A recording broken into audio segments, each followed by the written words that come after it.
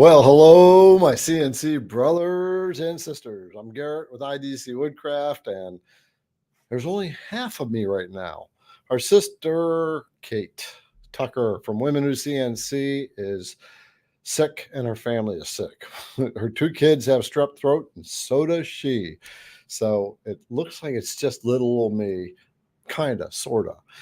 But before we get to that kind of stuff, welcome to Wednesday night, our CNC hangout, where we get to chew the fat, which a bunch of people have been doing for quite a while now. And it looks like, I think Tim Nudd was the first one. No, WTA Pipes was the first one I can find on here. Then Tim said, 8 hours and 45 minutes till showtime. Waiting 8 hours. And then he said, wait, 8 hours and 42 minutes now. And then Jack showed up 7 hours before this time. And I'll tell you what, you guys are awesome. And Julianne said 4 hours ago. Julianne, you've been hanging out that long? So anyway, yeah, it's solo me. And when I found out Sister Kate was not going to be showing up tonight, I'm like, oh no, I'm scared. It's just me. And naturally, what do? I turn to my team for help. And guess who's going to be with us tonight? Our team. We're going to talk about whatever. But I thought it might be a good time to share with you things that go on behind the scenes with you know that Julianne's in the background and Liberty is off there commenting, but Liberty is going to show her face today. Yay, sister. And let's first say a few hellos to some of our CNC brothers and sisters. You guys have been chatting up a storm. Now, before we dive in, first of all, let's kind of get some house rules out of the way. Of course, IDC Woodcraft does not have a tolerance for any kind of sour behavior. So zero tolerance policy. Please be kind. Please be nice. Last week, we had to kick somebody out because they chose not to be. And bring your questions on, if you would. At the beginning of your question, type question in capital letters and then ask your questions. And I'll do my best to answer it solo. I did ask our brother Mark to show up, but he's having some pretty ugly weather going on, ice storms. We're all dealing with the cold right now. Somebody said that it's cold in Texas. I mean, come on. So anyway, first of all, I'm going to say hello to a few of our brothers and sisters. Of course, we got Tim Nudd, Jack in the Shop, Oz, brother, you're there. Mark has been talking for a while. Ellen, Madra, 3212. That's our sister Ellen, who is a die-hard loyalist in this Wednesday evening show. And Ellen, watch out. You may come on board one of these days and talk about your journey. But we'll let Kate talk to you about that one. And we got Brian. Hi, Brian. And Ralph, Jim, Hawthorne, scrolling on down the list. You guys have been talking. Chris apparently is having a barbecue. And he said an hour after the show, barbecue at his house. So we'll have to all get in our cars and go. Start that fire, Chris. Make it tall and warm, brother. WXXRYY, Sean, and scrolling on down the list, we got Max on board. I think I said Jim Hawthorne. You guys have been talking about the PCT. I'm going to share a little bit about that because I actually hiked the Pacific Crest Trail. And the thing that you guys have been talking about, Trail Angels, that's real. And I've done it. So we'll talk about that because that was one of the best adventures of my life. Who else we got? Vortex. What's going on, Vortex? And what is it? Wandering Star. That's such a good name. Absolute best custom wood products. You know, those are the kind of names I like. I always thought if I opened up a retail store, I'd call it my favorite store. That would be the sign out front, my favorite store. Or if I opened a bar or restaurant, my favorite bar, my favorite restaurant. Dan is here, and Doug, and a bunch of other of our good people. Roger, hello. Jeremy, Brian, I said hi. All right, David. Yeah, we got a whole bunch of you on board. Happy chilly Wednesday evening. So take a look at some of the comments down at the bottom. Hello from Tennessee. And, oh, no, Tallahassee. That would be Lewis. All right. So let's what I'm going to do tonight, first of all, just pop out a couple of these statements here, and then we're going to bring Julianne and Liberty on board. And number one, these guys can share about what goes on behind the scenes at IDC Woodcraft that most of the time us as consumers don't realize how much stuff we have to do in order to make sure you get product in your hand and make sure it's good quality, get it shipped out the door. And another thing is I've been working with Liberty for a while, training her on the Vectric software. And so maybe, just maybe, you can give her some pointers of what you think that would help her out. So gonna be a little bit of a different night. First, I'm going to pop into the questions, and where are we going to go to? All right, we're going to go straight into a question from Ellen. Hey, Ellen. All right.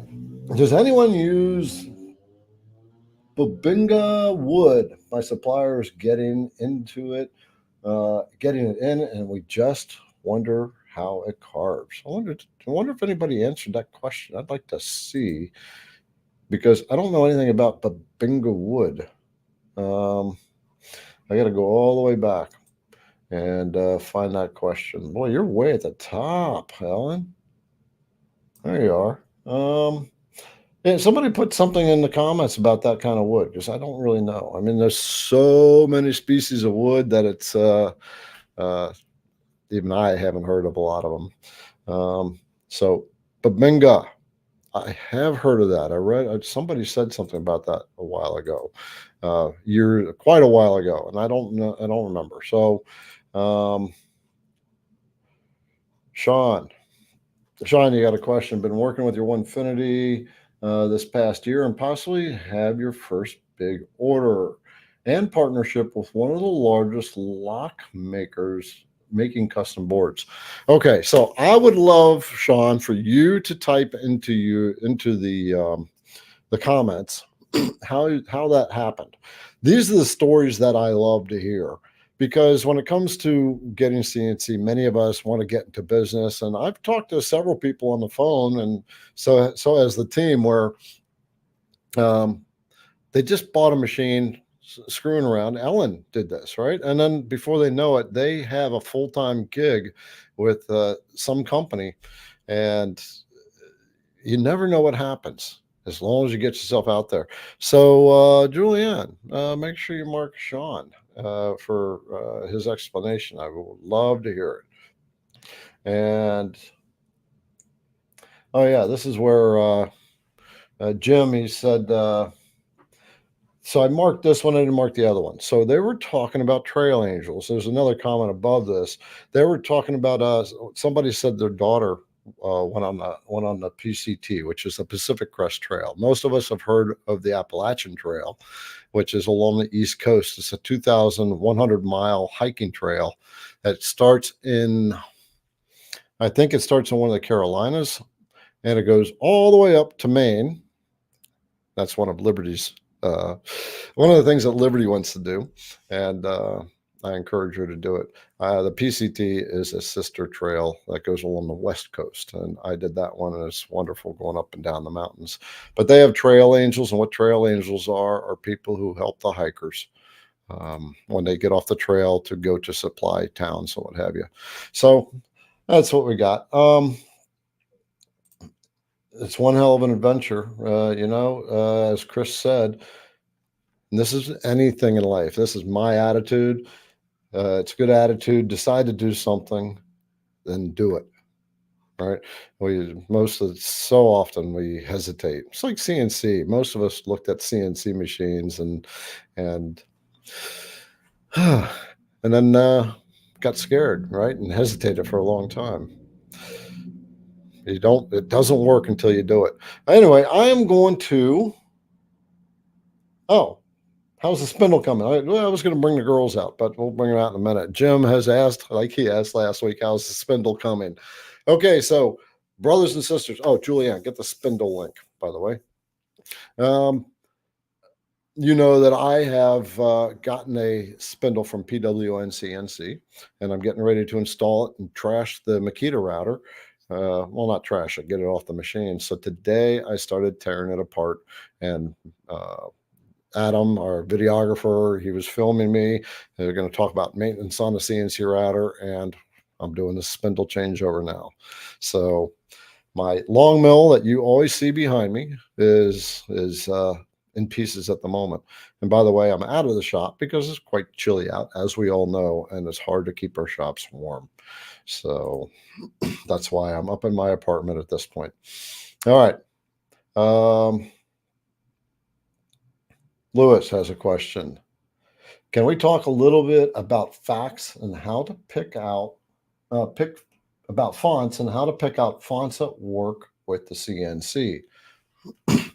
So one of the things with fonts, first of all, CNC Insiders, that's the email list that IDC Woodcraft has.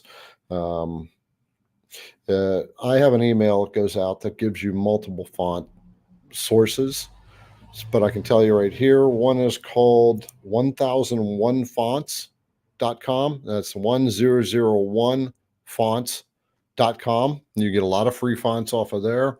There's the website DaFonts, DAFONTS.com. A lot of free fonts there. You can go to Google Fonts and get a bunch of fonts there. So how to pick fonts that work with your machine is a great question. Fonts on CNC routers, there's so many varieties of fonts, it's endless. The first word of caution is be very careful bringing fonts into your computer, not because it's a problem of having fonts. The problem comes where your font list becomes so long in your Vectric software that it confuses you, and you go through this font list and you can't decide what font to get and to use on your project. So the one thing I would say about fonts is keep in mind when you're designing a project that the tooling, the type of font is going to dictate the router bit that you use. Generally, when we're using fonts, we're doing V carving. And when you're doing V carving, if you're using, let's say, a 90-degree V bit, but you have a really narrow font, it may not carve that that properly. You have to go to a 60-degree V bit to get a little deeper. So those are some of the things to think about with fonts. And yep, and there's a lot more of fonts. I believe I got a video out about fonts, but I'm almost certain Mark Lindsay does. I could go into this a little bit further. First of all, there's some questions that have popped in already, but I'm going to bring out the girls first, and we'll get back to questions. So I want to introduce to you both Julianne and Liberty. Hello. So many of you have seen Julianne as I introduce her every week, and you've been talking to Liberty back in the background. But Liberty, we said, Liberty, you want to come on board this time? She said, okay, all right, what the heck? So to help you understand, well, you know what? I'm not even going to say it. I'm going to let these guys share what they do with IDC Woodcraft. And the reason that I brought them on board was because Kate's not here, right? I need help.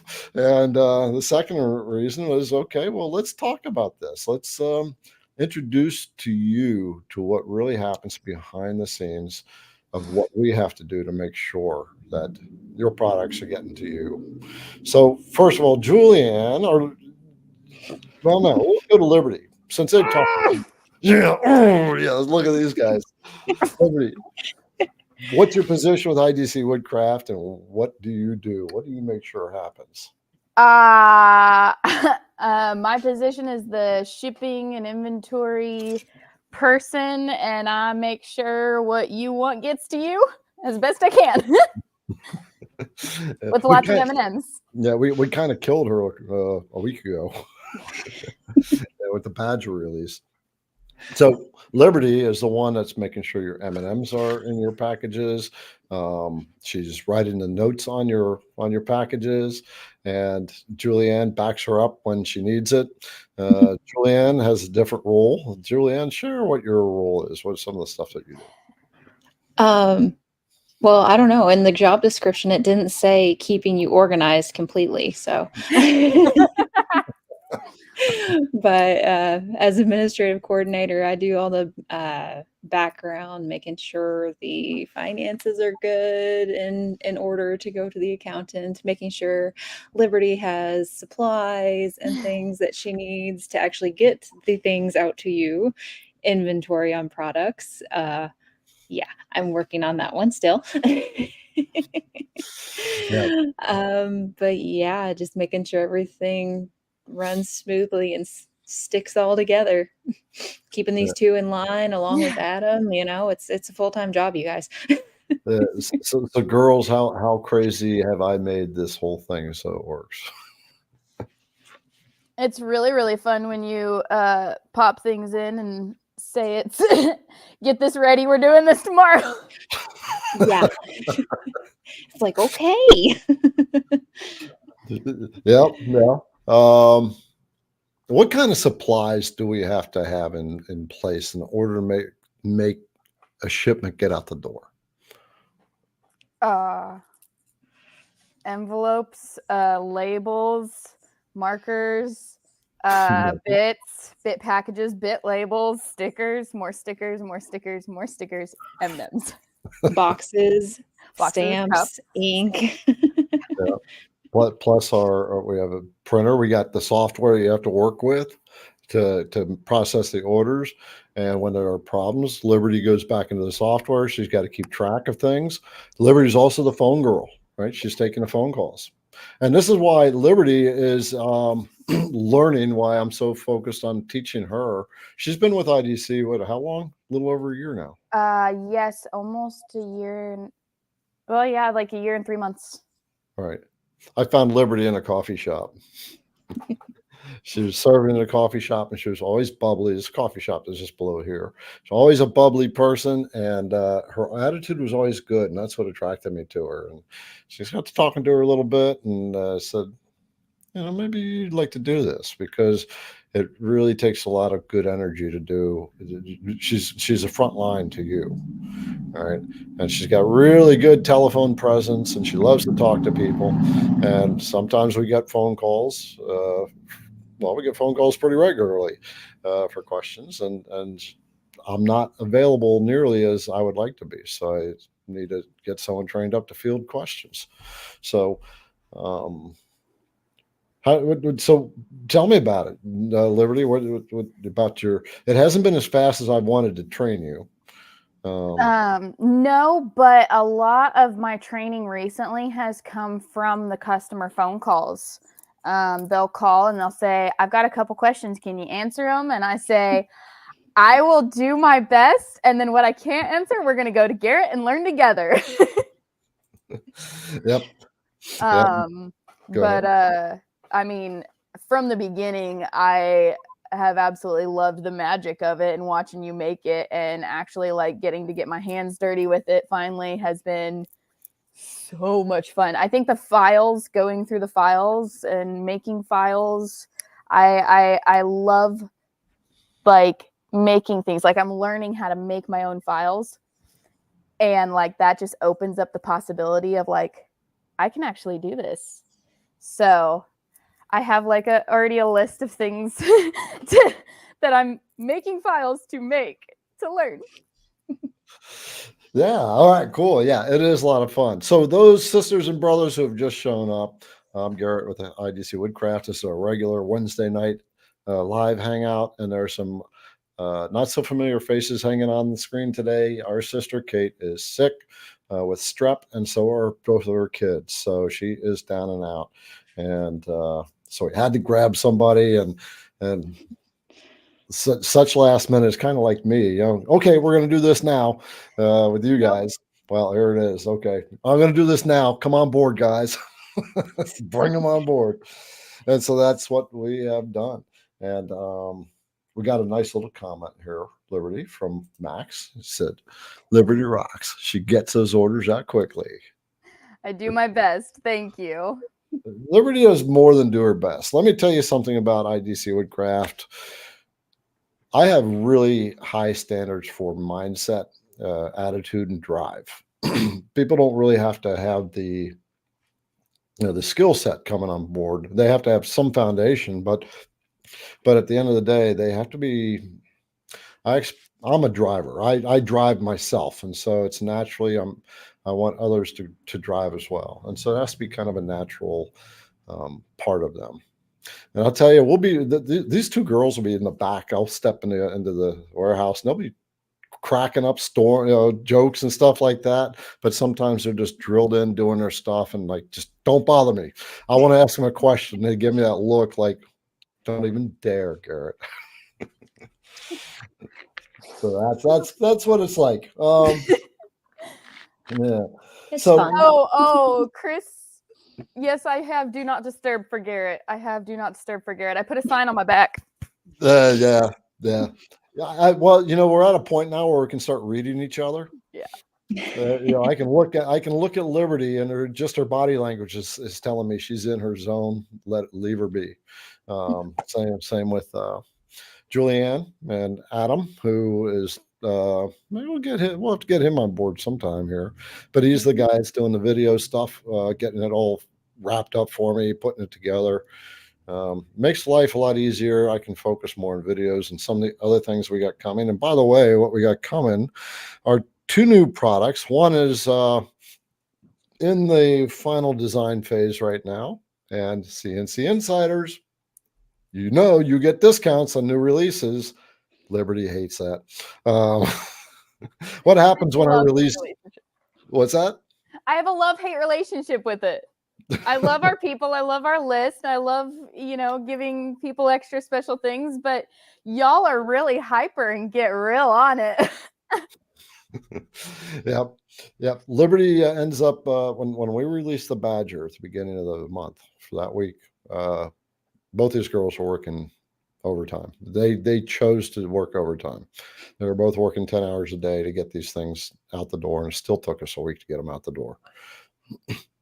So whenever I say, hey, we're going to have a new release coming, they start, oh, crap, now we got to get ready again. Let me get all the supplies. Jerry, my brother, had contributed another $20. Thank you. This is something that some of the creators do on occasion. I will make a donation on the IDC Woodcraft YouTube channel. Below the video is a little button or a super sticker button or something like that. You press that and you can donate, and that's your way of telling us thank you for doing what we do. And it's one of those things. This is another reason why it's kind of nice to bring Julianne and Liberty on board, to show you that there are faces behind those packages that you're getting, and there is a lot of work that goes on behind packages. How long did it take us to get the Badger ready? What did we have to go through? I mean, it was like 4 months of heavy on it. Yeah. From the actual logo design to the sticker design that you went through and edited. We had to get all the supplies and get everything prepped. And whenever we release a new thing, we also we know it's going to be rushed. So we get things as ready as can be. We're never ready enough. We're never ready. No. We're never ready. I think the post office was, I don't know, they kept wondering why we were taking so many of those white totes. It's because all of us went in and asked for more, and they're just like, what is going on? The whole week before we're stockpiling them. They're like, yeah. We're in this little small town of Madison, Indiana. We got this little shop, a few CNC machines, and a little tiny warehouse, which we call the dungeon, and little tiny post office where we all know. It's not many places you go in the post office and you know the names of them. It's a regular face, and they actually say hi and are happy to see you, and that's what we have here. It's not often that your postal worker can give you a dirty look and you get to take it. Right, absolutely. Hey, Jim, thank you for another contribution. I'll chip in for the team lunch. Well, here we go. So that's that. You know what? That's exactly what we'll do with whatever you contribute here. It'll be team lunch. If you guys pile on enough, I'll have to take them out to dinner again. I'll take them out to a Christmas dinner. and That that was was, fun. yeah, it was a nice little dinner. The four of us, and all right, let's get to some questions here, and but I want to give you guys, CNC brothers and sisters, opportunity to ask Julianne and Liberty questions, and offer guidance. Liberty, what would you want to ask as a newer creator? All right, what about learning CNC? We'll put the questions in reverse. We'll throw them back at the crew this time. Where do you start? Who's your best teacher for me to start with? Yeah, who was your best teacher? Okay, that's a good question. If they say Garrett at IDC Woodcraft, I mean, Yeah. I kind of played that one. You know what's funny? When I create videos, all right, Liberty, tell them about the shirts. Oh. I mean, are you talking about like when you take the same shirt? Yeah, when I'm working on a video and it's taking me 5 days to do. Yep. He'll He have the actually shirt just informed like me of this. sitting out there draped, and he puts it on, puts back off, puts it on, puts back off, puts it on, puts it back off, and then he'll come in and I'm like, wait, weren't you wearing that yesterday? He's like, yeah, I gotta finish that one part. She told me that when I was first hired, actually. It's like, if you see him in the same shirt, don't worry about it. He's just recording a video. Yeah. I'm like, okay. Yeah, on the harder videos that take up the week, that shirt gets pretty ranked by the end of the week, especially in the summertime. So just know I'm suffering as I'm making these videos for you. Okay, so I'm gonna take on a question. Chuck, when you change the number of tool paths, and it always goes back to the default number of tool paths. Why? I use VCarve Pro. Okay, so what you're talking about is actually the naming of your tool path. And when you go in and change the tool path, it loses the name and uses default name again. That is a vectoric issue. That's just the way that the program is written. They have not resolved that, and hopefully they'll resolve that in version 12, which I know they are getting close to coming to a release on that. It's not announced yet, but I know that that's up and coming. So it's one of those little things that all of us have to deal with, unfortunately, with that software. And we got Michael. I have a VCarve desktop version unopened and not registered. Should I just go ahead and get a Spire right away? Best move for the long haul?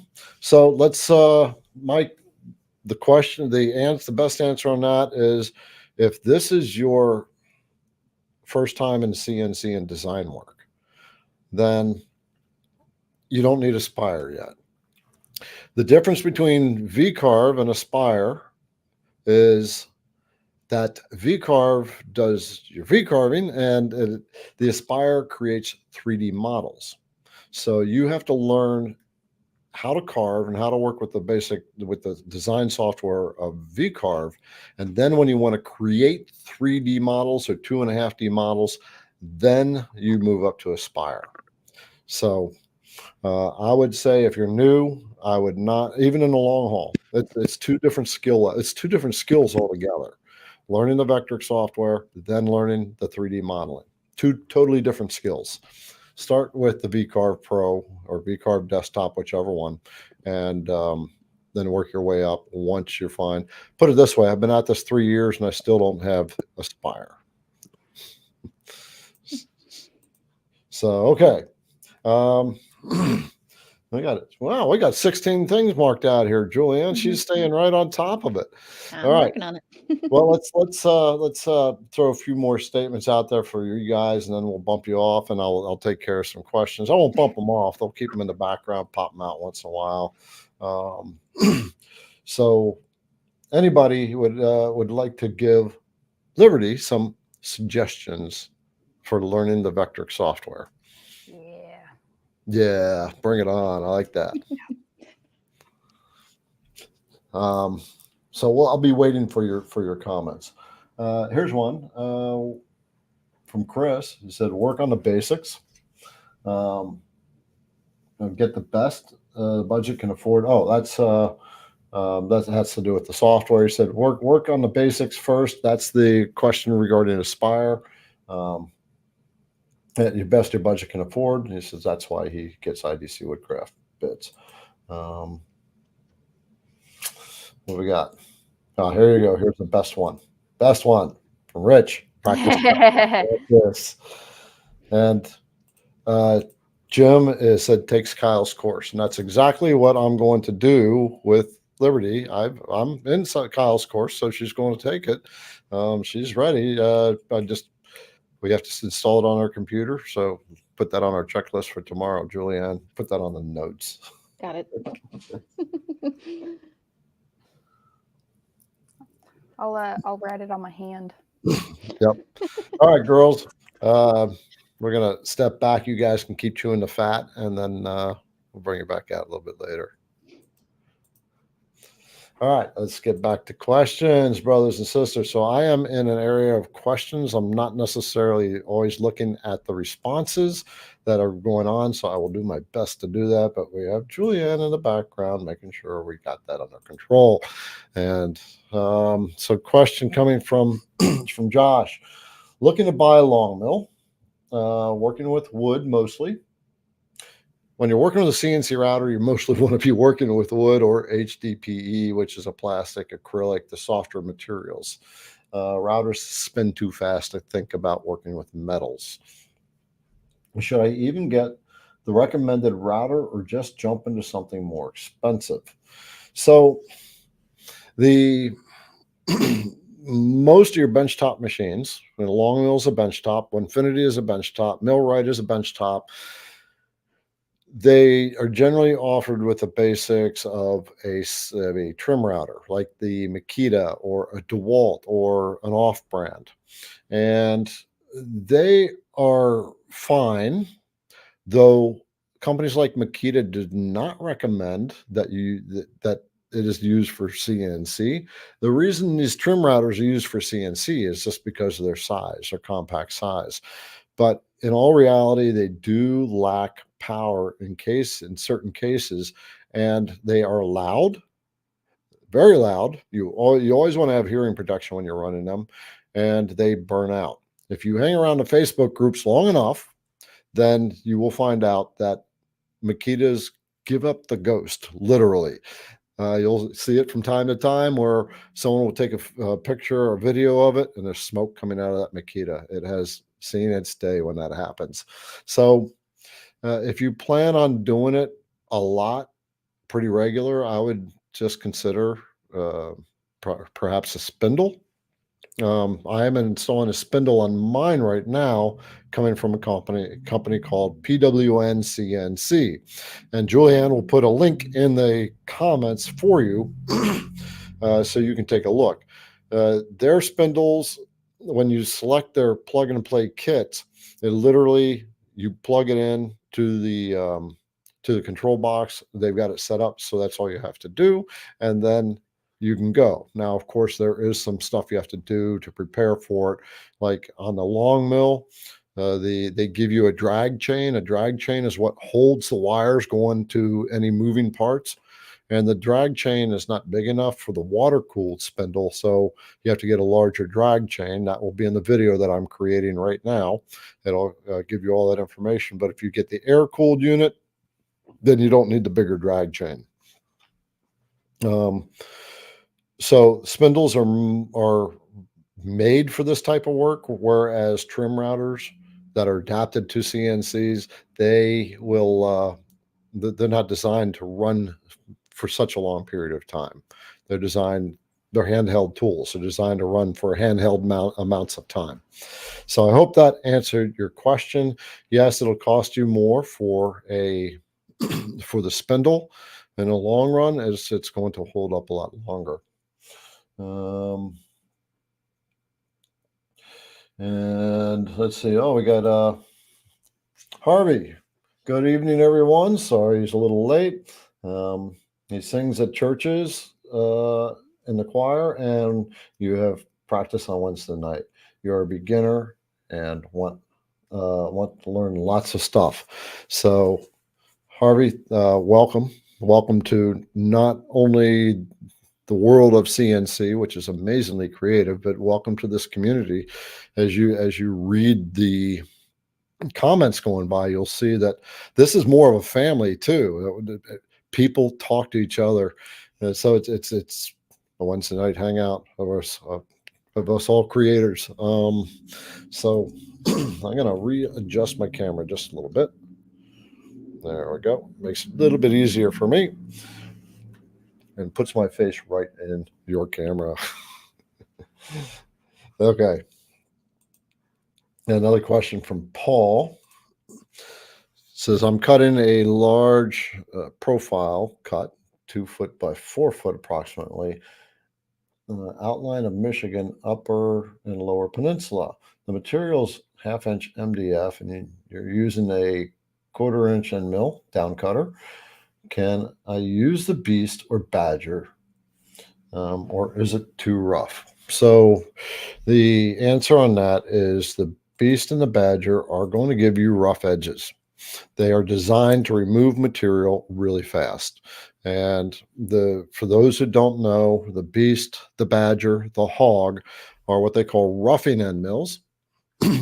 And what they do is they're designed to remove material really quick. As you know, if you've been running CNC projects for a while, that material removal can take quite a bit of time before you get down to your final cuts.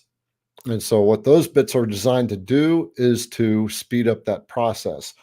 And they are designed to go a lot faster, a lot larger step over, and a lot deeper in one pass.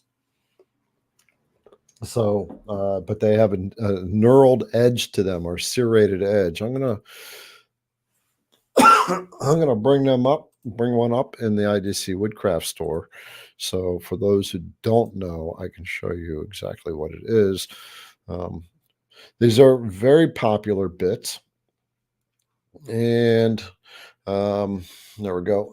We can bring that one up. They're very popular bits. I would say, Liberty, how would you? Oh, whoops! There she is, stuff in her face. How popular? How of all the products that we ship out, how much are the Beast, Badger, and Hog? What percentage would you say they are? Oh, you're muted. The Beast, Badger, Hog, I would say, is like that category alone is 1/3 of our individual bit sales. 1/3. That's how. All the bits that we have. Like we have what, 40 some odd just category. Yeah, different types of bits. Yep, we move those ridiculously amount, but that's because they're good bits. They save a ton of time in your work. All right, thanks, Liberty. I'll give you more warning next time. I won't grab a fry again. All right. So I was going to bring it up. So let me share. And this is the Beast. And so you can see in the picture, it's got that kind of knurly look in the flutes there. And that's designed to create smaller chips. What it does, it creates less drag on the bit as it turns, and it's got a deeper flute in it, so it has a much higher chip load capability. Chip load is how much chip a flute can handle at one time. For CNC, you've heard of chip load, but you don't really have to worry about it unless you're doing production. Then you want to start consider chip load, but chip load becomes much more important in metal work. So, all right. Let's do another one from Randy. Speaking of lists, question, is there a check sheet which lists the bit and then start short bullet points as to what that bit is best for, i.e. downcut bit? Julianne, will you please make a note for that? I am actually working on a I'm not working on it actively at the moment, but it is in my agenda to create a handbook for CNC router bits that will give you all that information. So on the IDC Woodcraft website, well, I don't have a checklist for that. So Julianne, make a note to work on getting a checklist for that. Good. This is what I love about things like this. Randy, thank you for bringing it up. Is you guys tell me what you need, and that is what I work on. When I see a really good idea like that a beginner would want to see, then that's what I start to work on. I want to provide all the resources for you, like the IDC Woodcraft database, right off the IDC Woodcraft website. You can download it for free, install it in your software. It has all the IDC Woodcraft router bits in it, and in the little notes section, there's links so that if you can't get the bit, or if the bit breaks, it wears out, then you simply click the link. It'll take you right to that product page. Same with the IDC Woodcraft app, which I don't have my phone right now. Go to your app store, Apple or Android, type in IDC Woodcraft, and you'll come up with the IDC Woodcraft CNC router bit app. And that will have a brief description of every bit, and it has all the feeds and speeds for every bit. And you can also purchase bits right from there. I was coming from this perspective when I decided to have this built. Is I get tired of going to the computer, trying to search for the proper tooling that I need. And so I said, you need something convenient. I needed something convenient, and that's why I came up with it. So now you can get your bits right through the IDC Woodcraft app. All right, so Max has a question. Here's my question. When a project is in the cutting process and your CNC powers out due to a power outage, for example, what is the best way to recover your project from where it stopped? All right, Julianne, make a note of this. I get this question often enough that I have to start coming up with some answers. It depends on your software, first of all, your control software. So the question is, if your machine stops in the middle of the cycle because power goes out or something, how do you pick up from that point after the power comes back up? There are some control softwares. When I say control software, that's what's actually running your CNC machine, that will remember and hold that last position if there's an interruption. And then when you restart, it will say, do you want to restart at this point that you left off? So it's recognizing it's reading what is read and it's keeping a note of it, basically. But there are other control software that doesn't. And I believe G-Sender has that feature in it, but I have not looked into that. Last time I was talking to the guys at CNC Labs, I recollect that they said something about that.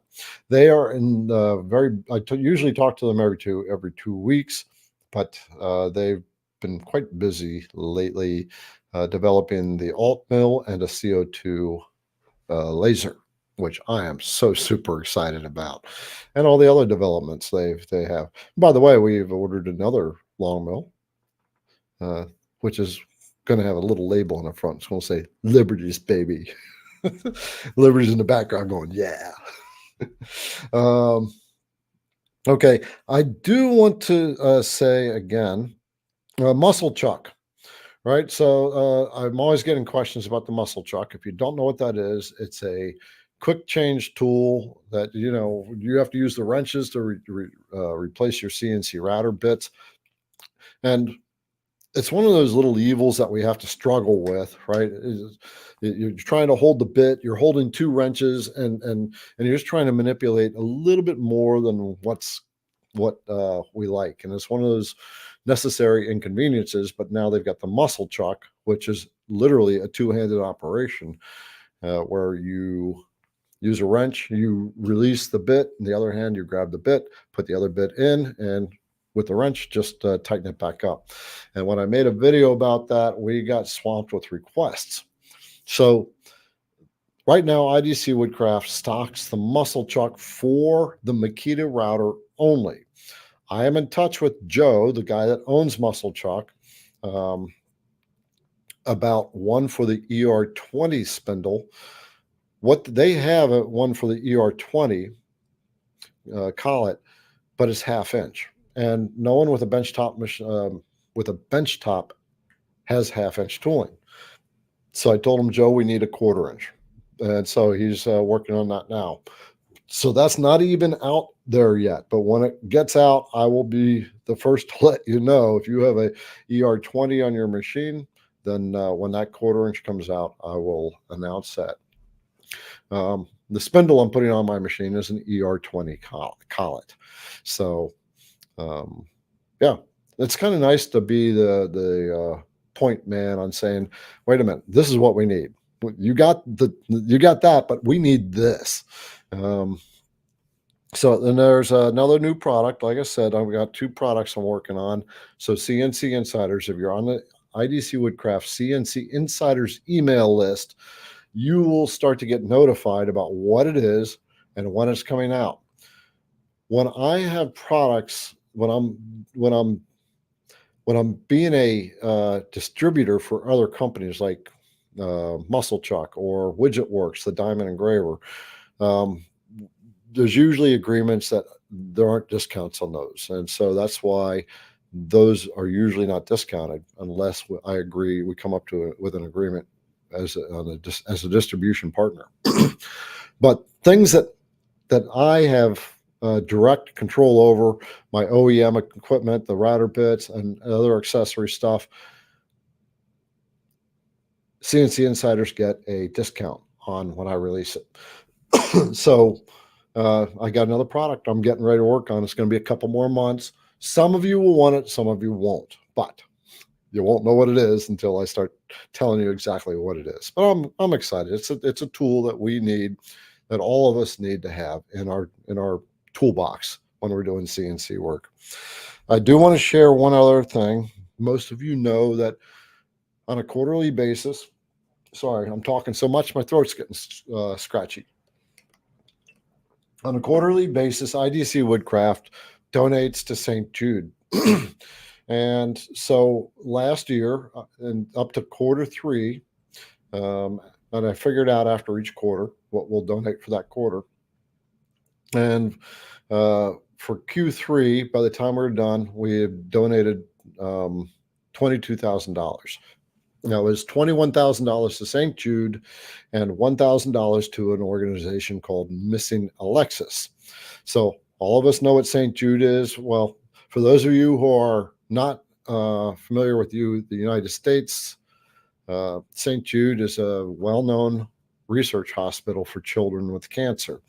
And the big thing about them is when children that are there, the families do not have any bills whatsoever. They put the families up, and they're always working on finding cures for cancer for kids. So we finally worked out Q4. And so what I am going to be donating to you, to St. Jude this year, I'm going to bring up the picture if I can find it. And where's the picture? It's not showing, so I'll have to close the picture. So we are donating $6,000 to St. Jude and $2,000 to Missing Alexis, thanks to you. And I just wanted to show you this picture just to show you, because it's kind of nice to say, you know what, this is it. And you can see it firsthand that we are donating this, but I have to be able to show it. There you go. There you go.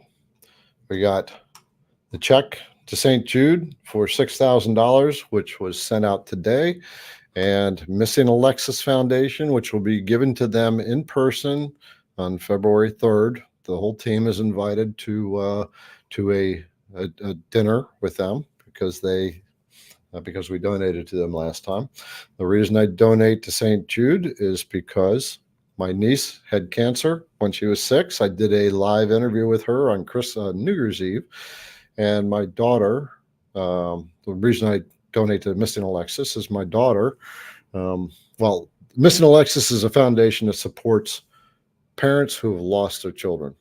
And my daughter was one of them. So that's the story with that. So we have hit our $30,000 goal for 2020. 2023. And I am really, really happy about that. And so, girls, I'm going to bring you out and ask, what do you think about us being a part of something like that? For me, it's huge because you don't often get to work for a company and get to be so involved in a part of giving back. And I have personal connections to the feeling of donating towards the organizations that you've chosen as well. So it just feeds my soul. Cool. What about you, Julia? Well, coming from 8 years of working in a nonprofit background, it's just continuing on giving back to a community and just a group of people that really needs it. So,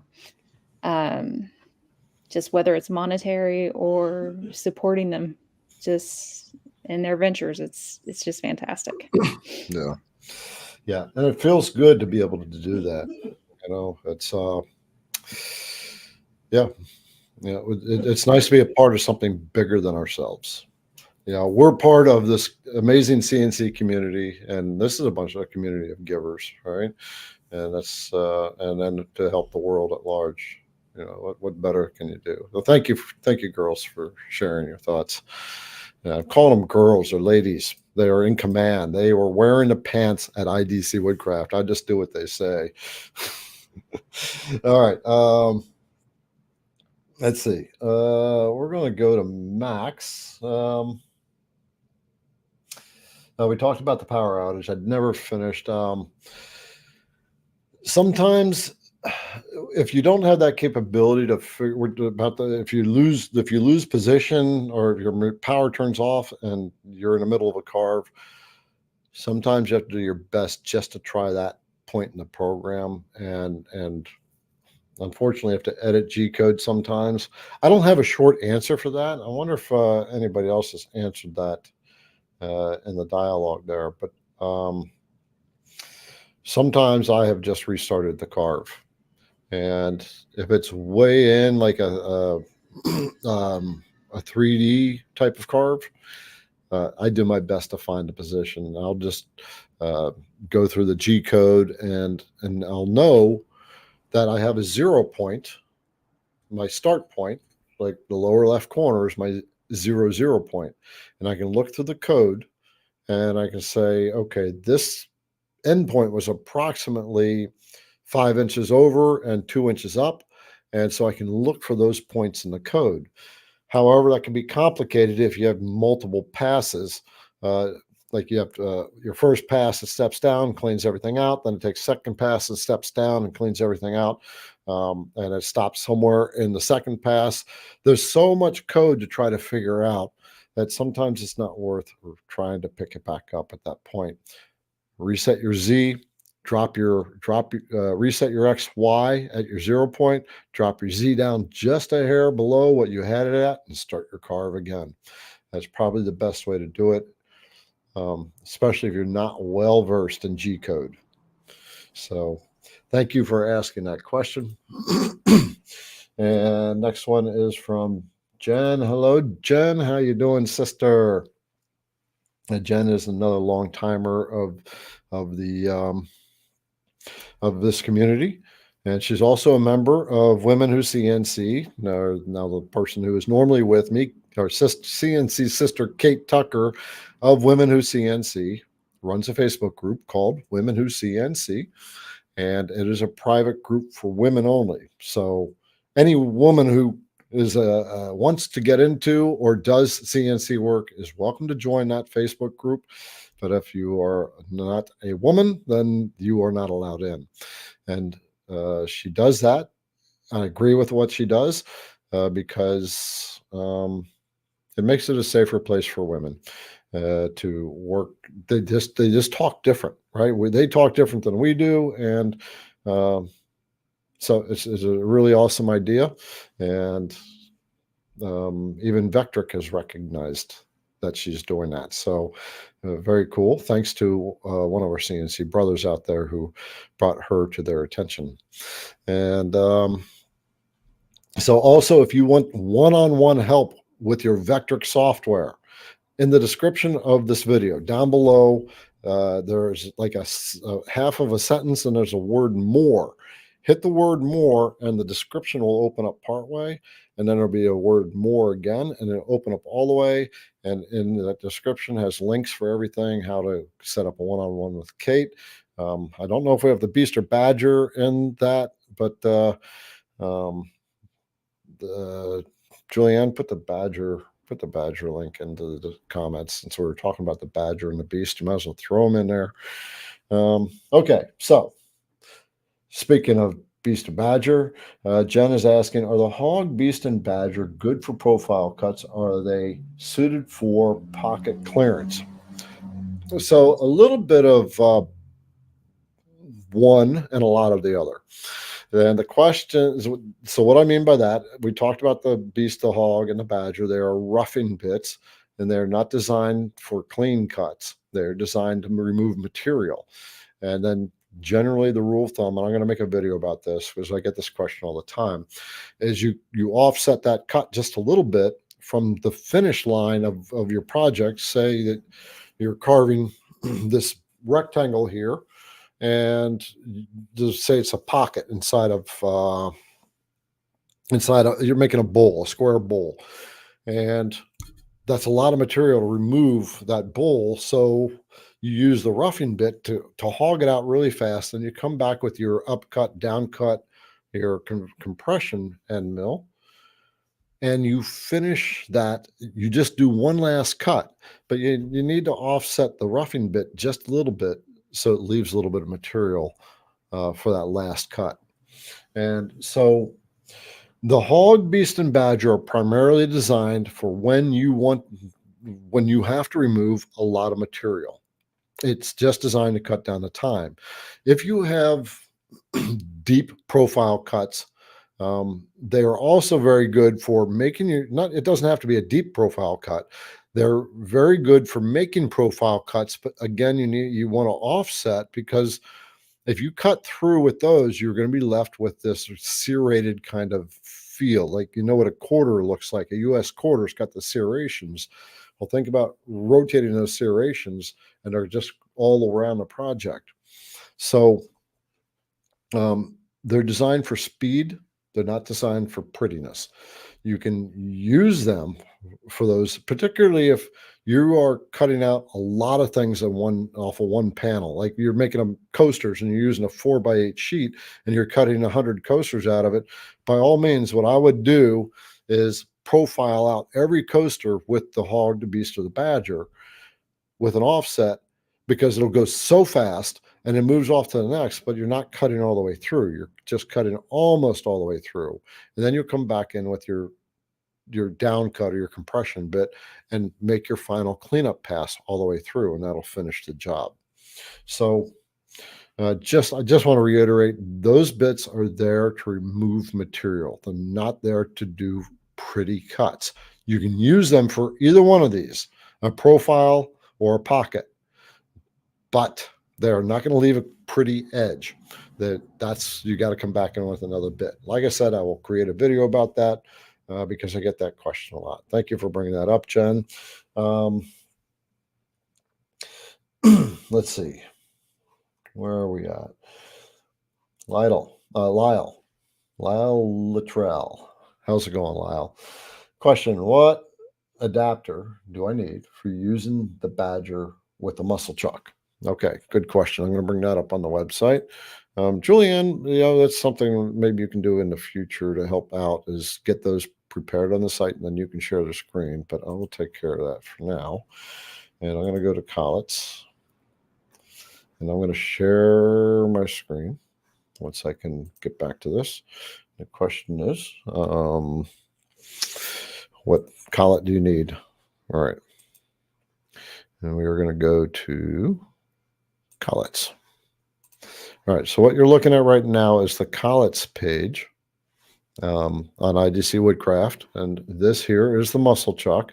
When you select the muscle chuck, One of the things you'll see in here, it's not there. We must be out of the collets at the moment. Let me come back. I got to find it. Here we go. So it's the high precision 1/4 inch by 1/8 reducing collet. This is the one that you want to use. It has a you can type in the search bar in the top. You can type in CL-P-48, and that will come up. CL-P-48, or you can type in collet and that will come up. But that's the exact one that you want to use in the muscle chuck. It's got this lip on it that prevents it from sliding all the way up and through into the top of the muscle chuck, where you'd actually have to take it off. Speaking of muscle chucks, again, we had them in stock. We got them in stock yesterday, and they were already sold out. So you've got to jump on them. We are, Julianne, they shipped them today, or just nod your head? Today, tomorrow. Okay. So tomorrow, Muscle Chuck is shipping us 75 more. And what you need to do, I got to share the screen again. If you want one of these products that's out of stock, this is a product page. There's going to be this big red button that's going to show up when it's out of stock. Click that red button, and what that's saying is notify me when it's available.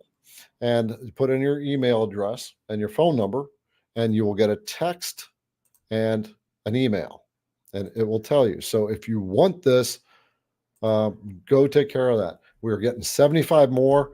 I'm going to bring Liberty back on board. Hi, Liberty. Hello. How long are the muscle chucks going to last when they go get back in stock? Not even a day. Not even a day. These are hot. These ones didn't last a full 12. No, they lasted like 18 hours maybe.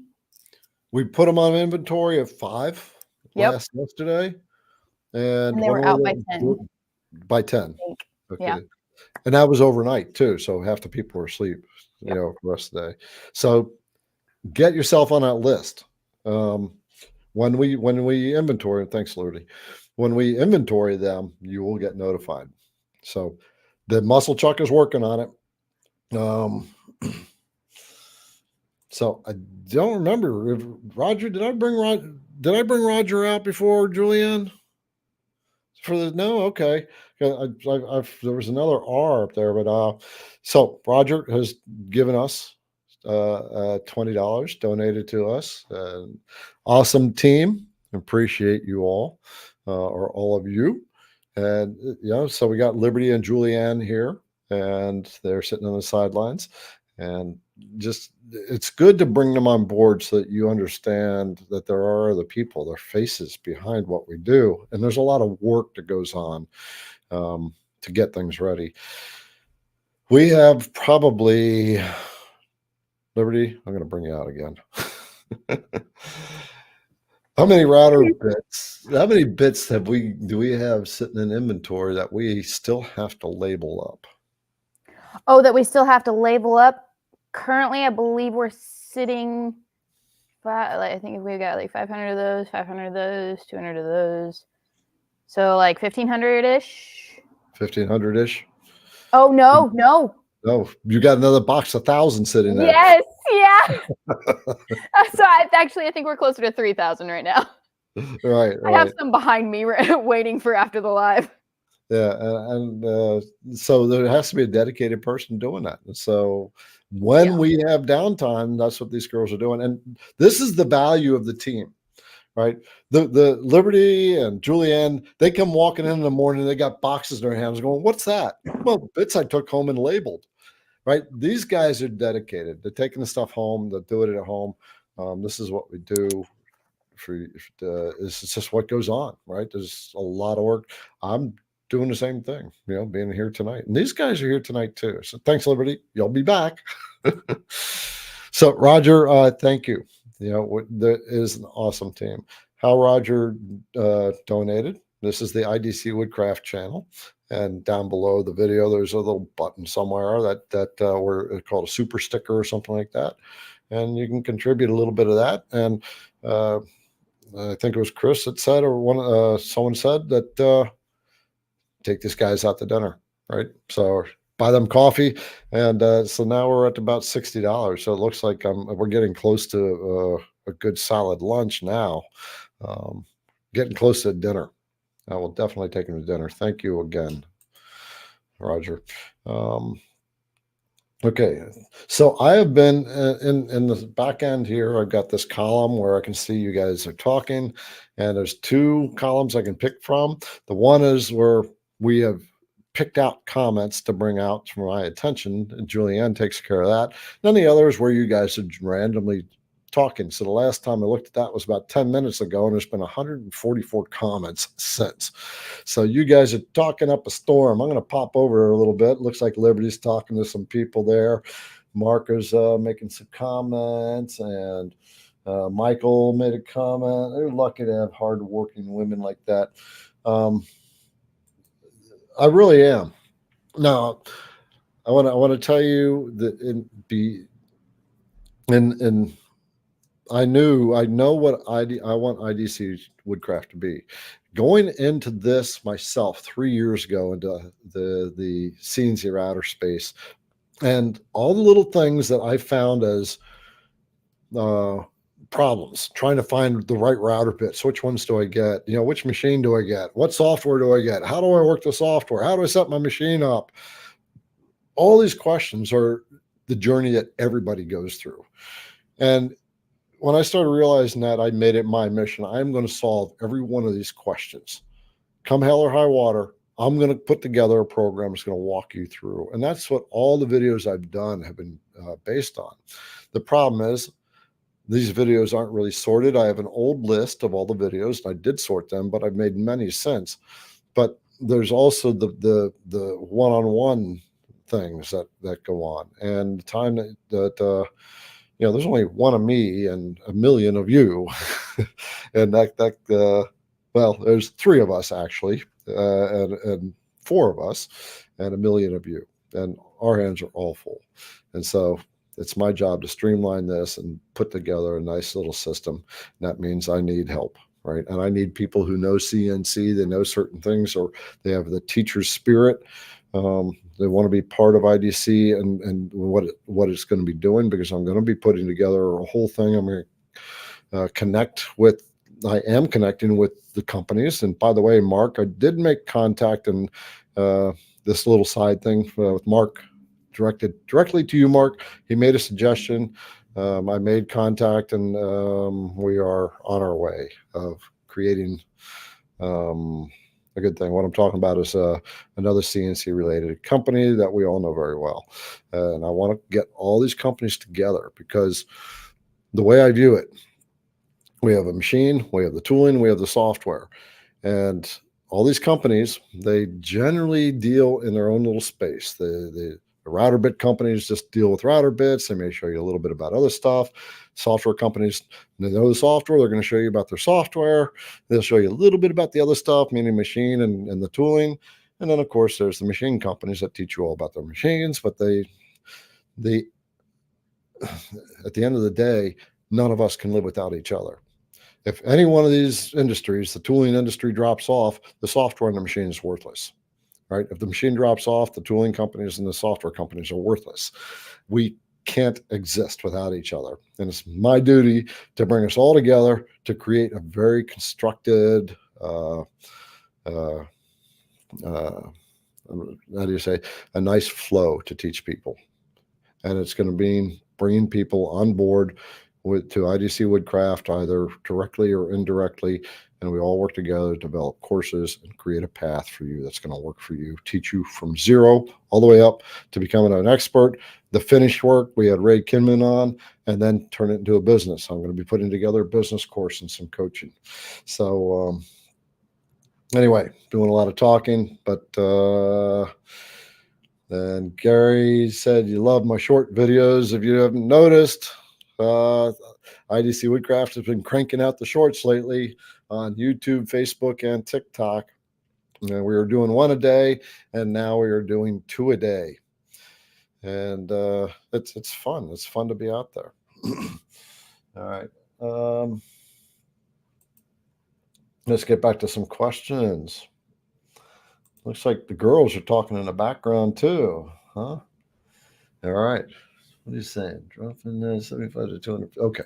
They're talking to me, and I wasn't even reading their comments to me. All right. Charlie. Oh, by the way, we're at 9:10, so we're not taking any more questions, right? Because there's a bucket full of questions right now. I have 22 of them on my in my queue. So,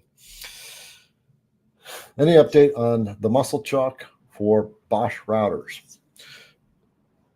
Write that down, Julian. I'll ask Joe or send Joe an email and ask him if he's working on that one too. We'll look into that.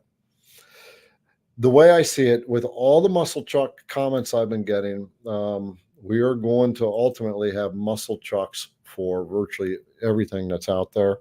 IDC Woodcraft, I can clearly see that this is going to be a full-blown aspect of the business. And so eventually we will be tooled up with muscle chucks for all the spindles. And we got one other, a couple others here. Again, girls, I guess we're all going out to dinner. So we got Bakeville Boys has given us $19.99 out pitching for the team beverages. Okay, well, girls, now you're drinking. All right, we're going to bring you guys out. And so then there's a couple more here. So they have now donated enough to take you guys out to dinner. And of course, Adam will be included, as he is the guy that does the video work in the background, the person you see the least of, because he's on the other side of the camera. Thank you, everyone. Yeah. We appreciate it. Yep. We got a couple more sitting out here too. So Darren has given us $20. Wow. Geez, guys, where do you want to go to eat? Do you want to go to Harry's or do you want to go to Red? These are two nice restaurants that are here. Harry's is a steakhouse. I was gonna say we went to Red for Christmas, so we could mix it up and go somewhere different. Yeah. So Darren, thank you. So and there's one more. Jim, he said, well, you see where we're going now, Jim. Well, these guys are turning it into a game. Yeah. I mean, thank you. So what? It's turned into fun, but you're also supporting us. Thank you all. What they do on the IDC Woodcraft channel at the bottom of the screen is there's a thumbs up button, which I hope that you press.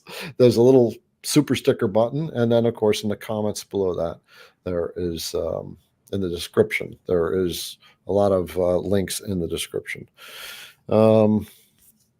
What else do I have? All right, well, girls, I'll bump you back out and bring you back in when we need to. Okay. Question. Thank you again for the very generous contributions. You have just bought. I think you've almost made us for dinner here. And there's 4 of us. So, but I can cover the rest. All right. JT Precision is my middle name. I like that. I was looking at the description of the Badger, and it says that it is a high-speed bit. I thought that your bits were all carbide and not less. Am I wrong? All right, you misread what that meant. All my bits are carbide. So you're thinking high-speed steel. It's a very good point, and I'll have to take a look at it because I don't want my text on my website to be misleading. Give a little education. So, JT, thank you for bringing that up. No, everything is carbide. There's 2 types of router bits that IDC Woodcraft carries when it comes to the cutting tools. The first one is solid carbide. Anything that's a 1/4 inch or under in cutting diameter is solid carbide. If anything is wider, what I call wide body bits, so you have your wider V groove bits, or but they have a 1/4 inch shank, but the body is wider. those are braised tip bits. And what that means is the body is made of 4140 steel, a harder steel, but it's a steel that can ultimately bend. The cutting edges are carbide and they're braised onto the tool. So that is pretty standard when you're doing that. I do have a sample V-bit that is 1/2 inch diameter solid carbide and is ground down to 1/4 inch shank. I just haven't tested those bits yet, but it's solid carbide and it'd be a very long life bit for the larger bits.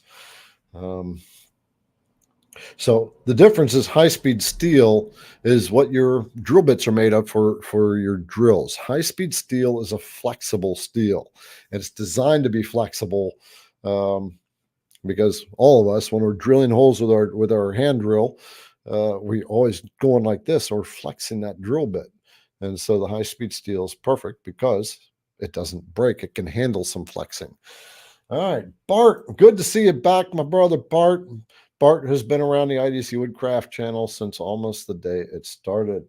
The question, does some of you have experience with FreeCAD? So he's asking everybody else if anybody else has had experience with FreeCAD. I hope somebody has answered that question. I have never touched FreeCAD, so I couldn't tell you.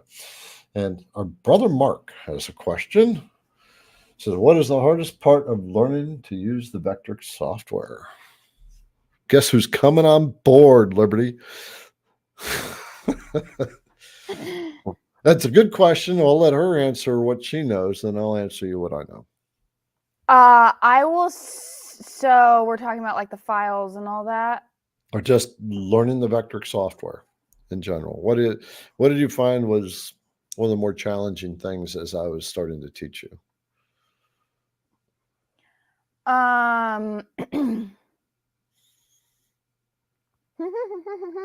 I would say just like getting from from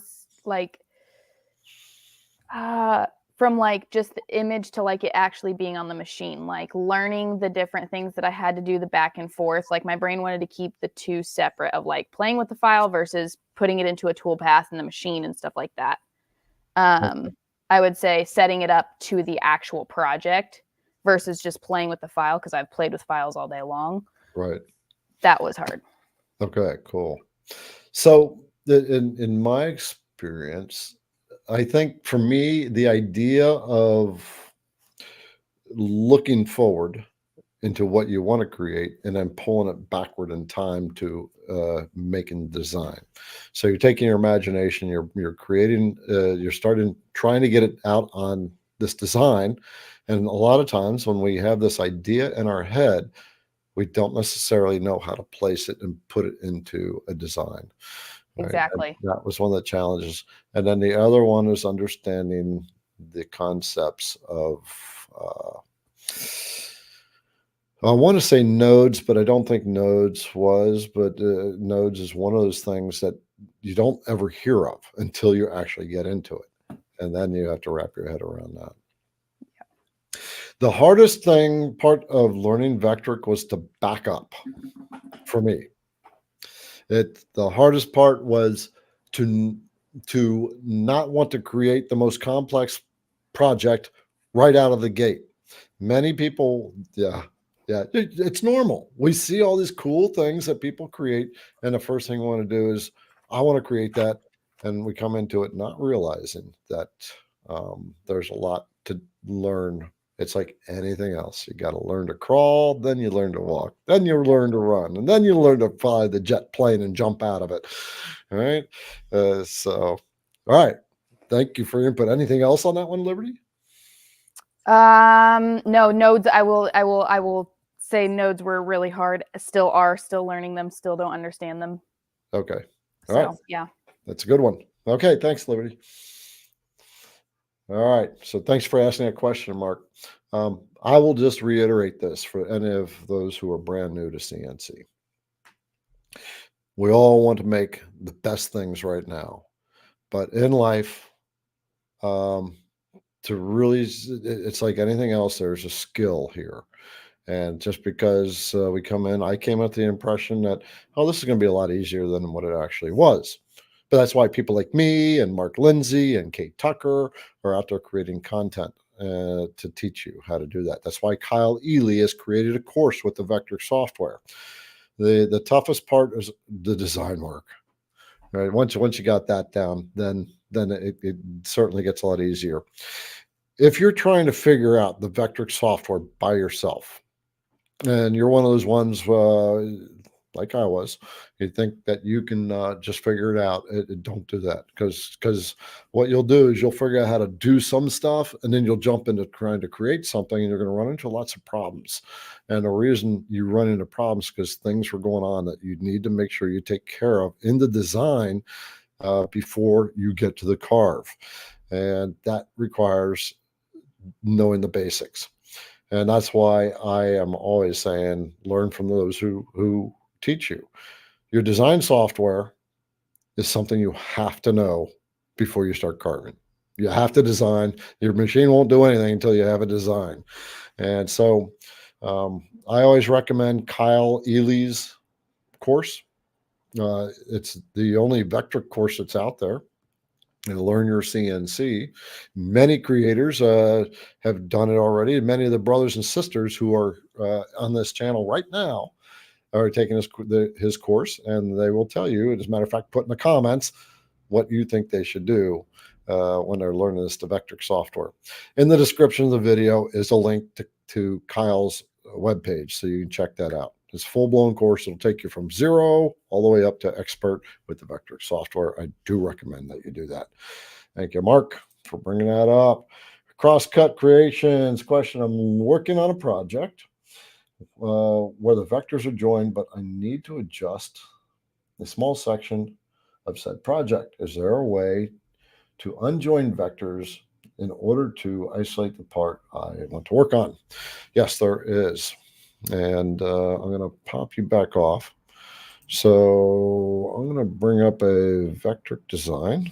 Okay, we'll bring up my welcome sign. That's what I got here right now. And is it showing? There's not. I'm going to have to close that. I have to reopen it. So just give me a minute. And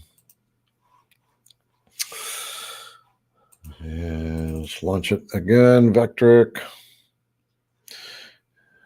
Welcome sign. Bring that up. Okay, we're going to bring up. I'm really enjoying having Liberty and Julianne on board. That's very, very cool. Okay, so here's a project that I have. It's actually one that I sell on Etsy, the file, and you get it as this. It does not have tool paths, right? This is one where you work it out yourself. But I do have a video on it, and you get instructions with it. Okay, so you want to isolate something. So here's how you do this. Let's say we got this. I'm going to just delete some things real quick. I'm not going to save this. So I'm just going to get them out of the way. All right, so we've got this line here with the swirlies. And let's say I want these swirlies isolated from this rectangle around the welcome. Well, what you do is we are going to zoom way in, and this is about nodes, Liberty. So you're going to learn something, and everyone else. So I have selected that line, and you can see that the whole thing is one closed vector. The difference, what a closed vector is I can start running my finger from any point on this line, and I can follow the line, and I will never come to an end point. That is a closed vector, just like a circle or a rectangle. An open vector is a line, curve, arc that has a start point and an end point. So we're going to come into this. Now, I work with Vectric. I don't work with any of the other design software. While I have the line selected, I'm going to press the letter N for Nancy on the keyboard. And all these nodes come up. Right? Nodes are simply transition points of lines and curves. So let's say I want to isolate this the rectangle from the swirly. What I'm going to do is we are right at the junction point, and I'm going to hover on the right black node. I'm going to hover my mouse right over that node, and it's going to turn from a little pointy thing to a little square target. And I believe it's letter C, stands for cut. And I hit the C, and that was, did I do it? I think I did. And then I'm going to go to the other black one and hit the letter C. And what I have now done is, you notice all the nodes went away from the swirly, but I still have nodes on the rectangle. Now I'm going to hit the letter N again, and that's going to turn the node command off. And and now you see that the swirly is no longer selected. That is because it is a completely isolated vector from the rectangle now. What I did was I hovered over the node and I hit the C button on my keyboard, and that cut that node. That actually separated the two lines at that join point of the node. So now what I can do is I can select that swirly, and I'm hitting my arrow keys on my keyboard, and now I can completely move it away and work on it however I want. I don't have to move it away, but it gives me the freedom to work on the swirly without working or screwing up the rectangle. So that is how we do that. I'm going to close this and not save this because I don't want to screw up that file. That's a file that I provide to you. So I hope that question has helped a lot of people out. Liberty, did you get something out of that? She nodded her head yes. All right, Julianne, you get something out of that? She nodded her head yes. All right. Jim, how's it going? I'm brand new. You have a question. First of all, welcome to the amazing world of CNC. There's a shout out to Jim. You have jumped into a huge creative family. So many people are here to help. How does ATC work with the tool paths, VCarve and Laguna, and what have you? Okay, so ATC stands for Automatic Tool Changer. An ATC, or an automatic tool changer, is basically what they call a magazine, right? It's like in a gun, you have a magazine. A magazine holds lots of bullets.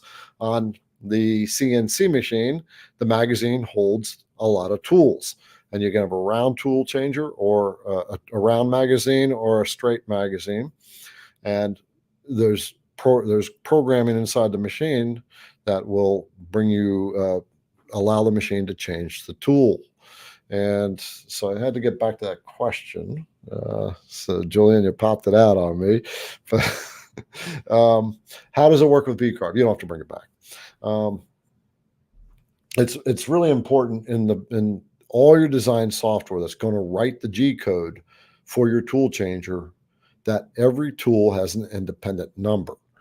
Now, independent tool number, that means I got to bring Vectric back in, and I will I think I got to launch it again. So hang on. All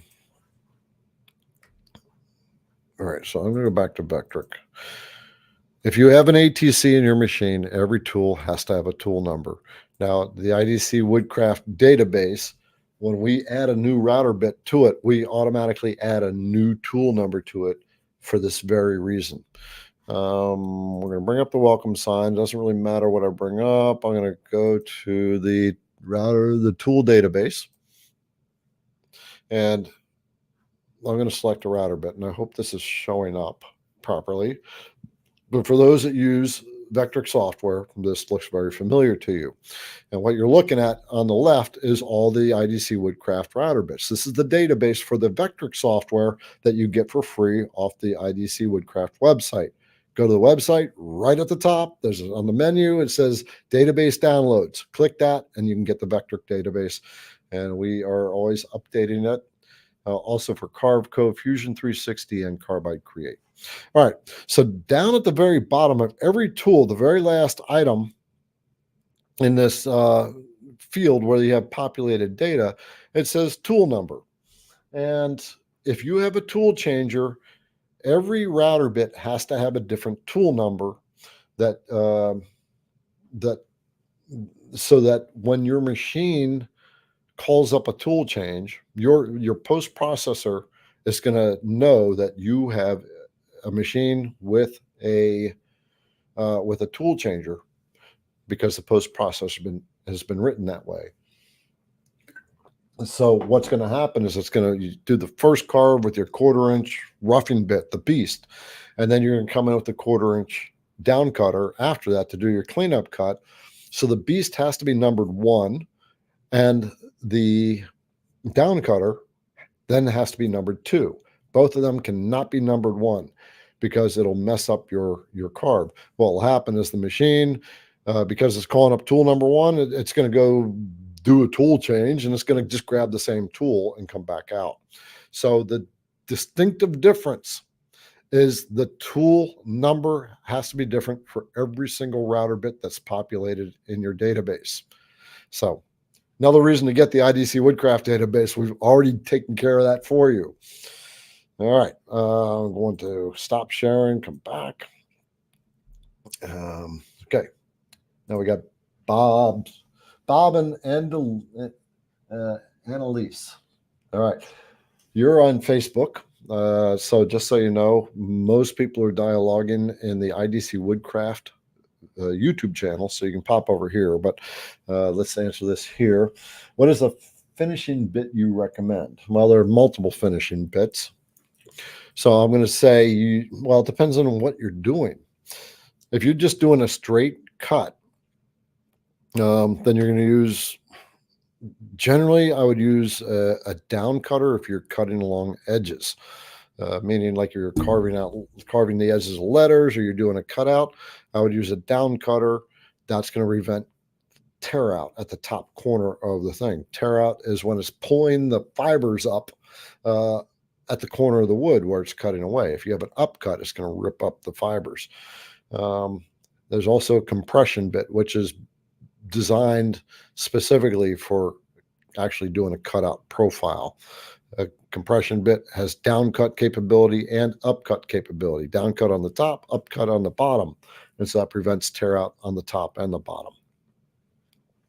And basically, every IDC Woodcraft, every router bit that I have is a finishing bit, with the exception of the beast, the badge, or the hogger, the hog. So any one of those bits would be a finishing bit. There's a big question to answer. It's all of them are, other than the hog and the beast and the badger. All right, Paul. Follow up: is the 1/4-inch end mill down cutter the best bit, and the 70 inches per minute? You just don't want to burn your bit. So, depending on the machine you have, bench tops, you can generally do 70, 80, and you'll be fine. Right? The IDC Woodcraft database is set a little conservative for those who are just getting into it. And then you can increase the feed rates in the database as you move along. This is fine. You can get it up to 80 inches per minute. 70 is a good average to start with. You won't burn up the bit as long as your RPMs aren't up too high. That's so in the IDC Woodcraft app, the phone app, let's say you have a Makita router. You go into the phone. I'm going to get my phone. Hang on, Julian. I'm going to bring you out. You and Liberty can talk for a minute while I go get my cell phone. Say something to them all.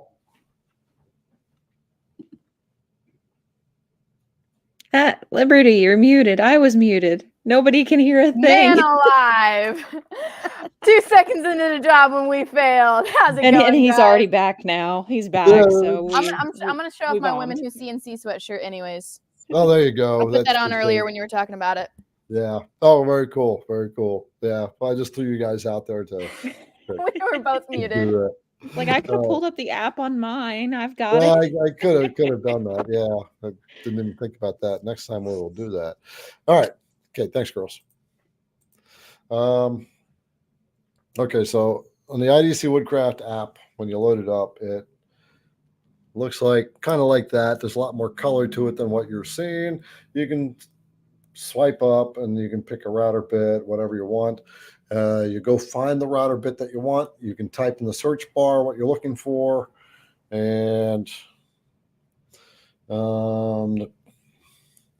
as you scroll down, the first, so you can't really see the picture. It's pretty bleached out from the camera, but it's the 60-degree wide body V-bit. And then there's a description, and then you can add it to your cart. You can get it right there if you need to get it. And down below, there's some selections here. And that you can, let's say you've got the Makita. You hit the spindle. First of all, you can set inches or millimeters. You can click the spindle button and select one of your machines. So we got the Makita RT0701, which is the most common one that you're going to find. Select that. And that's going to tell you the speed dial that should be set on to run that on the Makita. And if you have a regular spindle, it's going to give you the RPMs. If you have a DeWalt, you have a Bosch, that's in there. And you also have a selection for the type of wood you're working with. Now, I've been asked to put all kinds of lumber in that wood thing. There's hundreds and hundreds of different types of wood. So we've got in there what we're going to work with. Then you have your feeds and speeds information. Then you have the router bit data that's there. So IDC Woodcraft CNC router bit app for Apple and Android. It's free from your app store. And coming back to Paul's question, you shouldn't burn up your bit at that speed. If it is, then you are turn your spindle speed down. All right. Michael, do I have a PDF file for all my bits with all sizes, feeds, etc.? I can't use the VTBD extension. Just get the router bit app. It'll all be right in there. I do not have a PDF. We would be constantly updating that PDF constantly if we had that. So it works much better this way. I just want to go over to all the comments that are going on right now. Rich said, Paul, it all depends on the material that you're using, which is very much correct. To give you an example, I have a Phantom CNC router, right, which is a pro level machine, and I can run my 3/8 compression end mill at 3/4 of an inch deep at 240 inches per minute, right? Much of it depends on your machine as well. So bench tops can't handle that rate; they're not designed for it, but pro level machines can, and the router bits at IDC Woodcraft can handle that as well. Bits burn and break for a multitude of reasons. And one of those reasons is if the rigidity of your machine, right? So your pro level machines they're big, they got a lot of mass to them. There's not a lot of deflection that can go on with them, or a lot of vibration that can be transferred back and forth from the spindle down to the router bit. So looking at some of the comments in here. The girls are taking care of you guys. They're talking to you all. So thank you, girls, keeping them busy while they're dialoguing. Sam, is there an IDC bit for thread mill operation? No, but I am getting to that. A thread mill will be added this year. I am talking to the tooling, one of my tooling companies now about having one designed up. But what I need to really study first is the thread pitch that we generally want to work with, and so what that means, thread pitch is what's the distance between the peak of each thread. So threads are V-shaped, so you have a distance from one top of the thread to the next, and then how deep the threads are, right? But so there's several things I need to work on, and what people generally want to make with them. So here's what you can help me with. Is tell me what you want to make with a thread mill. And that will help me decide and determine what we want to get. Rich, just a note for all the new CNCers out there. Garrett's assortment of bits for the beginner is a great way to start.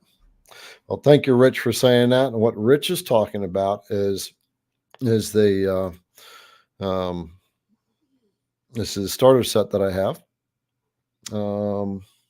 Let's see, I don't want to bring that one out yet.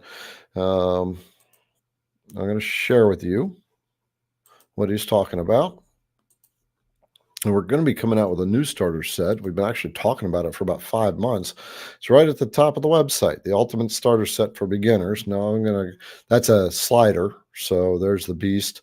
There's an essential router bit set. The router bit set that I recommend when you go to the sets on the website is the very first one, the most complete CNC router bit starter set. And that has all the stuff that you will need to start off with virtually all the carves when you're starting out.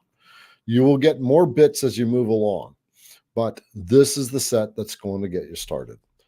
So it's the only truly complete router bit set because nobody else has what's in this set. I mean, there's one other that's very close, but you've got the surfacing bit, you've got the collets, you've got the 16th inch, you got the 8th inch, you got to throw a free bit in with it as well.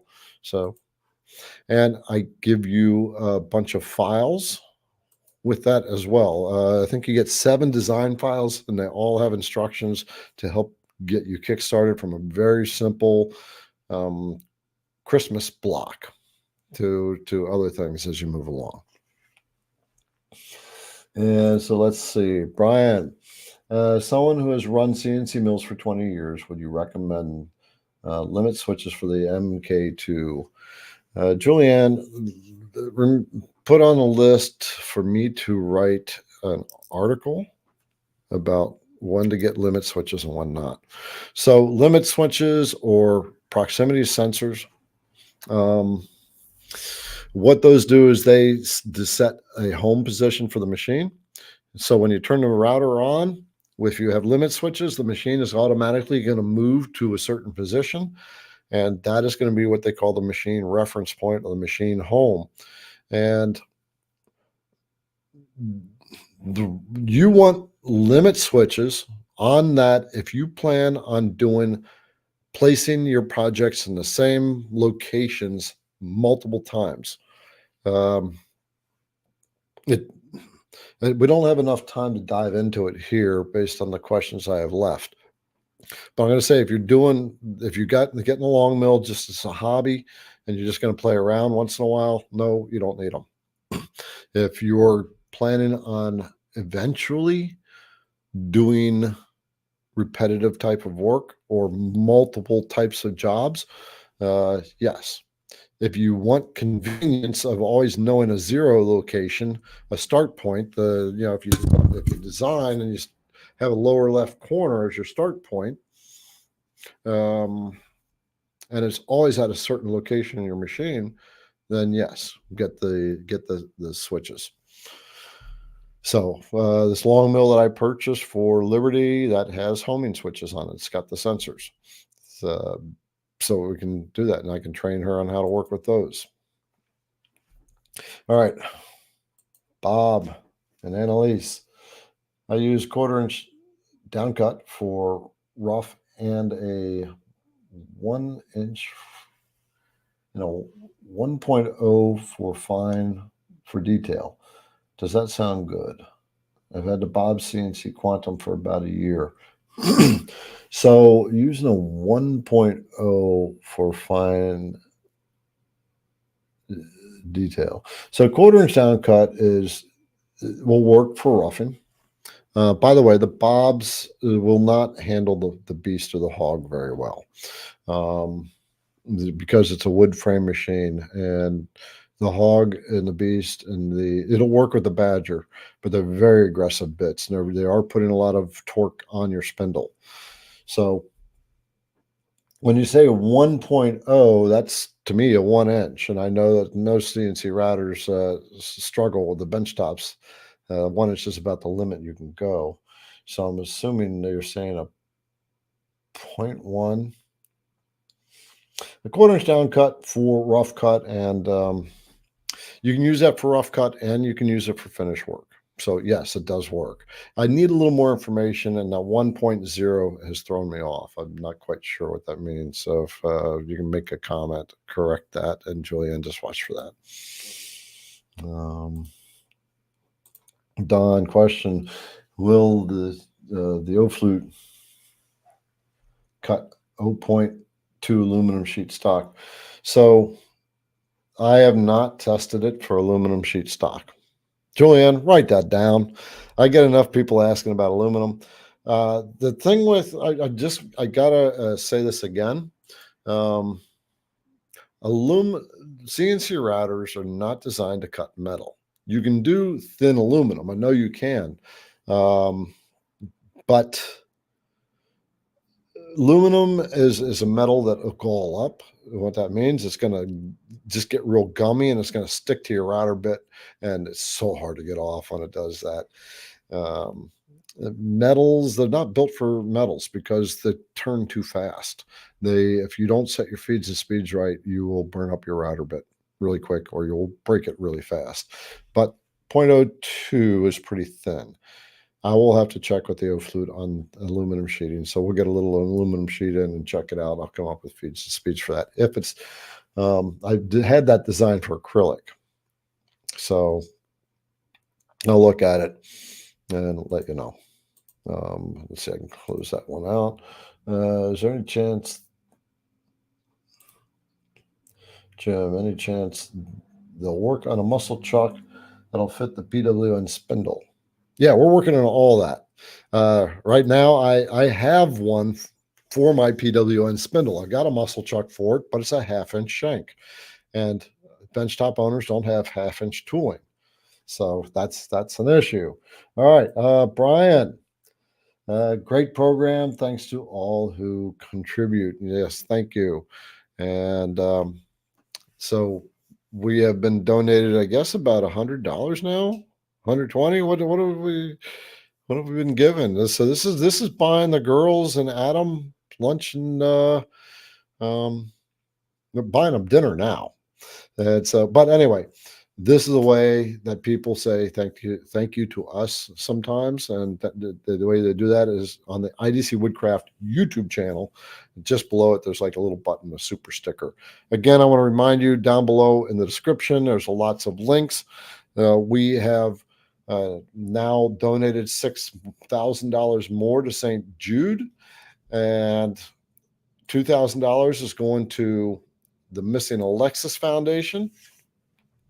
So $8,000 altogether being donated for Q4 of 2023. That enabled me to hit the goal that I wanted to hit, which was $30,000 donation to services that need donations, right? So that would make $27,000 to St. Jude and $3,000 to Missing Alexis. So thank you all. And we're coming up to the top of the hour. I got 3 more questions, and I'm going to bring this out. Let's see. Darren, can you use the muscle chuck on Carbide 3D router with the ER11 collet? I was talking to him today about that, but I'm not necessarily sure that we've got that worked out. They are sending me samples on that. So I want to make sure. that I can't answer that right now, but we get enough ER11 collets that Julian has noted down to make sure that I keep asking Joe about that, make sure we get clear. There are lots of different muscle chuck varieties. So his SKU system or the way he numbers things isn't clear to me. So I asked him for a sheet that explains everything so I can understand it. And that way we can inventory it properly and answer these questions a lot better. Rich, I am machining a cutter holding board. What are the dimensions of the Allen wrench for the muscle chuck so I can carve a location for it? So the muscle chuck for the Makita is a 7/64. And when you order it from us, we give you the Allen wrench for free. We give you a T-handle, and we also give you a second clamping bolt. So 7/64 is it's the side from hex to hex, and then there's the circle around that. So I'm going to probably say, no, measure it out. 7/64, draw a circle in your Vectric software and do a dimension. I don't know what that is. I'll have to figure that one out. And finally, we have JP Precision. What do you guarantee the run out to be with the muscle chuck. So muscle chuck is the max run out is supposed to be 0.001. I measured that on my machine, and I measured a max of 0.0015 on it. So it was very close to what they had told me. One of the things I want to share with everyone, when you're using a muscle chuck, when you're taking your collet out and you are putting the muscle chuck in, you always clean the collet, the spindle shaft first as well, because that muscle chuck is seating up in the taper. So any debris that's up in there is going to affect how that taper sits up in there. And so what you want to do, I use steel wool. I'll get up in there and I'll spin that thing around a little bit, clean it out, stick my pinky in there, see if I feel any roughness still, and then I'll blow it out, wipe it out, clean it out, wash it out, get all the dirt out of it, and then we will then we'll put the muscle chuck in. So I'm going to bring the girls back on board. We've hit our last question. We are 10 till the hour, and this has gone very quickly. And me handling this by myself without our sister Kate has been new for me. I just want to remind CNC Insiders, right? I got a new product I'm working on. It's going to be about 2 more months, I expect. Be sure to be on that list and stay on it, because you're going to get a discount. And for those of you who are not on the CNC Insiders list, down in that description in the description of this video, no matter where it's being played, there's a link to join the Insiders list. You'll get lots of tips, emails that come to you periodically. I don't bombard you. About every 3 days, you'll get an email. It's got some tips in it. So,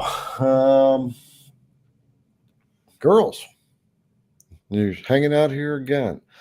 And you've been out there chatting with our fellow creators. Yep. Yeah.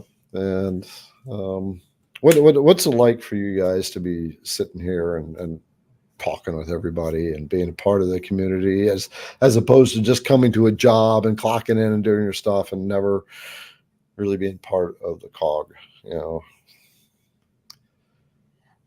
I'll say for me, I wasn't sure what to expect coming into a business where I'm doing more the background work. I'm not in front of people's faces at a store like I have been.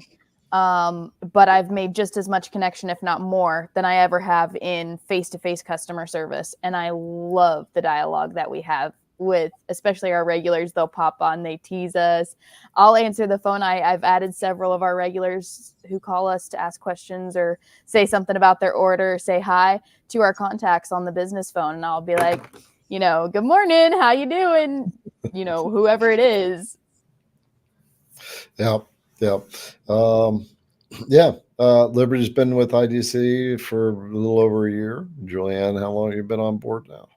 Since August 21st of last year. Okay, so 4 or 5 months. Julianne came in and she just started straightening crap up.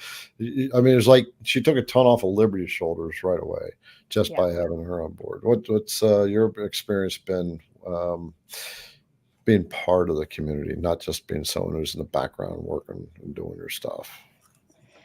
Oh gosh, well, considering I am newer than new to the CNC knowledge base, I'm going to Liberty with questions sometimes, like, okay, I just answered the phone. I have no idea what this means.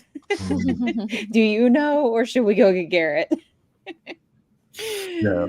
So the not knowing is more of a fun learning curve, I'd say. Being in a completely different industry has been definitely interesting. I had no idea what CNC was before I started, so but yeah, it's definitely been, it's a very accepting, very welcoming, very open community where there's a lot of support, a lot of patience from everybody usually.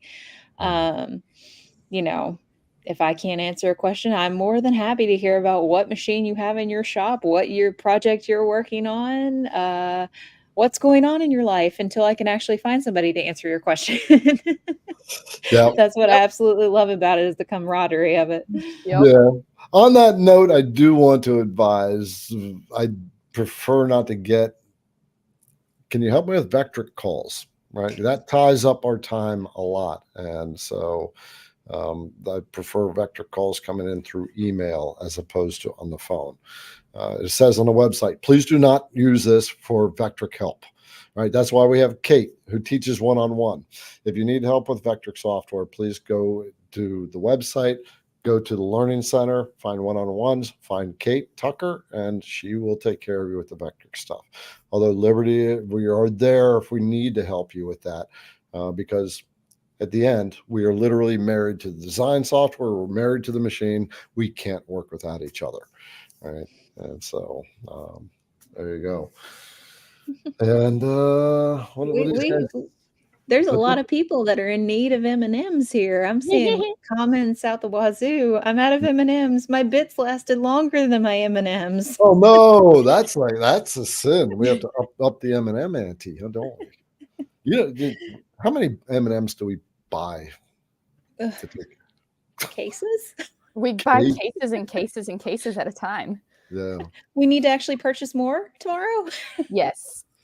We're almost out. Liberty used to spend all my money. Now Julianne's spending all the money. Now I just tell her to go tell you to spend your money. Yeah. Liberty says, Julianne, go tell him to spend this money. That's kind of the way this works. But it's not. It's you know what?